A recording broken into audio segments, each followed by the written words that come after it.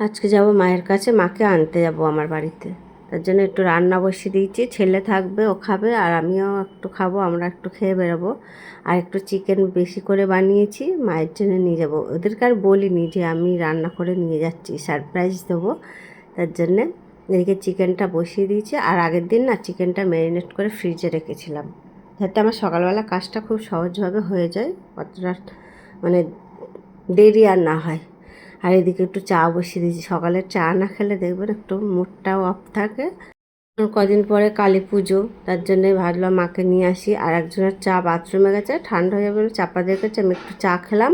আর দেখুন রান্না বান্না হয়ে গেছে, কিচ্ছু করিনি, শুধু চিকেন। আর এই চিকেনটা নিয়ে যাচ্ছে, ওদেরকে কাউকে বলিও নি। আমি বললাম ভাতটা করে রাখ, আমি গিয়ে তরকারিটা করবো, কিন্তু চিকেনটা আমি করে নিয়ে যাচ্ছি। দিদি বলছিল যে তোরা কি খাবি, রান্না করবো। বললাম কিচ্ছু করতে হবে না, তুই ভাতটা করে রেখে দে, আমি যাচ্ছি গিয়ে তরকারিটা করবো।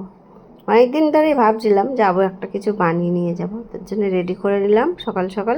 আর নিজেরাও একটু একটু খেয়ে নিলাম, কারণ অনেকটাই দেরি হয়ে গেল সব কিছু কাজ সামলাতে সামলাতে। চলুন এখন যাই।